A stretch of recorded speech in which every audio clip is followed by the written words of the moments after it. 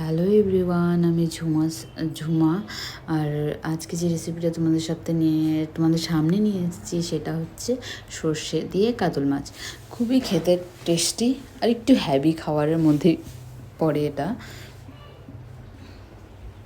এটা বানানোর জন্য যা যা উপকরণ লাগবে সেগুলো অবশ্যই তোমাদের সাথে শেয়ার করবো, আর তোমরাও ট্রাই করো।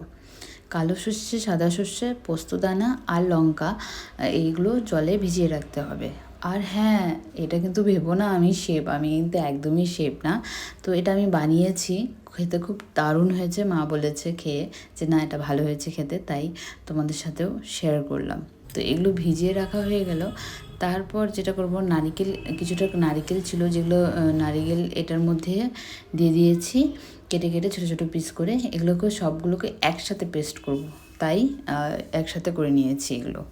তো এই বলতে বলতে পেস্ট করতে চলে এসেছি। দেখো পেস্টও প্রায় আধা হয়ে গেছে, তো তবে মিহি করতে হবে, তাই এগুলোকে আরও একটু মিহি করার জন্য মিক্সির মধ্যে কিছুক্ষণ আরও করে নিলাম। আর একদম মিহি করে নিয়ে সেটাকে সরিয়ে রাখতে হবে। তারপর টমেটোরেরও পেস্ট করে নিতে হবে। দুটো টমেটো নিয়েছিলাম পেস্ট করার জন্য।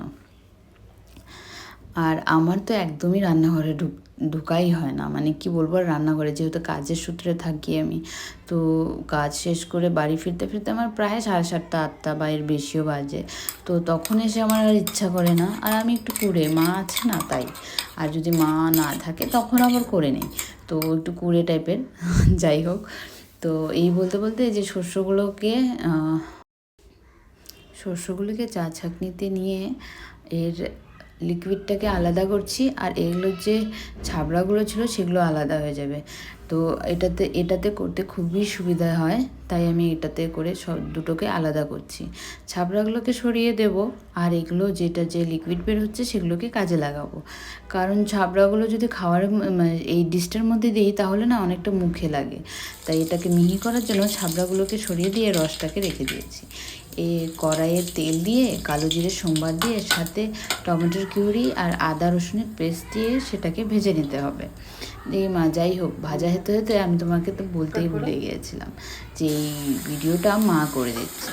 আর মাকে বলছিলাম আমি যে তুমি একটু দূর থেকে করো, কারণ এটা ধোয়াটা যেন আমার ফোনের ক্যামেরাতে না লাগে। তো মা দূরের থেকে ফার্স্ট টাইম এই ভিডিওটা করে দিচ্ছিলো। এবার মাও বুঝতে পারছিল না, মায়েরা তো আর অত পারে না বলো আমাদের মতন, তাই মাকে শিখিয়ে দিচ্ছিলাম। এই করতে করতে মাকে বলছিলাম, মা আমার একটু মুখটা দেখিও, কারণ এর আগে যে ভিডিওটা বানিয়েছিলাম এই ভিডিওতে যে ফেসবুক বলছে ওটা নাকি রোবট, আমি না। তাই এটা ভেবেই আমি মাকে বলেছি যে না মা, মুখটা দেখিয়ে দিও, নাহলে পরে আবার ফেসবুক আমাকে ভাববে যে আমি রোবট। তো মা মাছগুলোকে আগের থেকে ভেজে রেখে দিয়েছিল। তো ভাজা মাছগুলো সাইডে রেখে এই যে প্রায় টমেটোটা ভাজা হয়ে গেছে পেস্টটা, তাই এটার মধ্যে সর্ষের যে জলটা ছিল ওই জলটা ঢেলে দিয়েছি। এগুলোকে এখন এটাকে ফুটতে হবে, দেখতে হবে সাইড দিয়ে যখন তেল ছাড়বে তারপরে এটাকে নামাতে হবে, কিন্তু তার আগে অবশ্যই ফুটন্ত অবস্থায় মাছগুলো দিতে হবে। আর দুটো কাঁচা লঙ্কাও দিয়ে দিয়েছি, সাথে টমেটোরও দিয়েছি। এবার এগুলো ফুটুক একটু, কারো আর টমেটোর খেতে আমার খুবই ভালো লাগে, তাই আমি টমেটোটা দিয়েছি। তোমরাও দিতে পারো, না চাইলে নাও দিতে পারো, বাট দিলে বেশি টেস্টি হয় এটা খেতে। তো এই বলতে বলতে প্রায় দেখো এটা ফুটে এসছে, আর মাছগুলোও আমি ছেড়ে দিলাম। তবে এই জিনিসটা ট্রাই করতে পারো, কালকে খেয়ে সবাই ভালোই বলছিল, আমারও বেশ ভালোই লেগেছে, আর খুব দারুণ হয়েছে, টেস্টিও হয়েছে খাবারটা। তো এটা অ্যাকচুয়ালি বিয়েবাড়িতে প্রায় মনে হয় বানায়, জিনিসটা খেয়েছিলাম তখনই মুখে লেগেছিলো, আর মাও বানিয়েছিল, তো বেশ ভালো লেগেছিলো। তারপর আমি ভাবলাম নিজে একদিন ট্রাই করি যে কেমন হয়। তারপর দেখলাম না, ভালোই হয়েছে।